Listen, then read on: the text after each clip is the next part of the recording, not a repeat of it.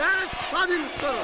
আমার দেশ তোমার দেশ, বাংলাদেশ বাংলাদেশ স্বাধীন করো, স্বাধীন করো, বাংলাদেশ স্বাধীন করো। বঙ্গবন্ধু আসছেন, সমস্ত মাঠে একটা মানুষের ভিতরে সাড়া নাড়া পড়ে গেছে। এবং আসার সাথে সাথে স্লোগানে ছাত্রলীগের কর্মীরা তারা সমস্ত লাফিয়ে উঠলে এবং মঞ্চের থেকে জাতীয় নেতৃবৃন্দ বঙ্গবন্ধুকে উঠিয়ে নিয়ে তিনি যখন বক্তব্য দেওয়া শুরু করলেন, তার প্রতিটি বক্তব্যের তো প্রতিটি ধারাই মানে একটা কবিতা।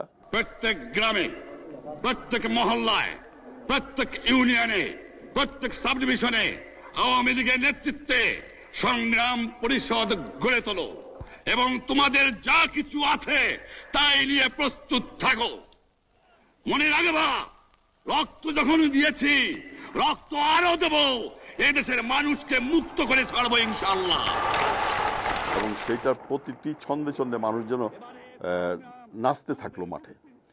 এবং স্বাধীনতার চরম মুহূর্ত, মানে যে দীর্ঘ আকাঙ্ক্ষিত যে সংগ্রাম আমাদের, বঙ্গবন্ধু আগরতলা যাওয়ার পূর্বে তারকে মুক্ত করে নিয়ে আসা আন্দোলনের ভিতর দিয়ে এই সমস্ত কিছুর পর ৭০ নির্বাচনের পরে যেটা সমস্ত মানুষ চেয়েছিল যে না, এখন আমাদের স্বাধীনতার প্রয়োজন। আমি পরিষ্কার মিটিংয়ে বলেছি, এবারে সংগ্রাম আমাদের মুক্তির সংগ্রাম, এবারে সংগ্রাম স্বাধীনতার সংগ্রাম। আমার 25 তারিখে অ্যাসেম্বলি কল করেছে, রক্তের দাগ শুকায় নাই। আমি 10 তারিখে বলে দিয়েছি যে ওই শহীদের রক্তের উপর দিয়ে পাড়া দিয়ে আরটিসিতে মুজিবুর রহমান যোগদান করতে পারে না।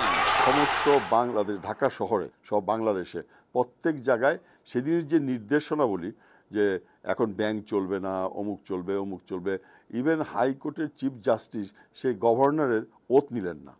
প্রতিটি অফিস আদালত তারা কিন্তু পরিচালিত হচ্ছিল বঙ্গবন্ধুর সেই ভাষণের পরিপ্রেক্ষিতে এবং তার নির্দেশ রিক্সা গাড়ি চলবে, রেল চলবে, লঞ্চ চলবে, শুধু সেক্রেটারিয়েট, সুপ্রিম কোর্ট, হাইকোর্ট, জজ কোর্ট, সেমি গভর্নমেন্ট দপ্তরগুলো ওয়ামটা, কোনো কিছু চলবে না।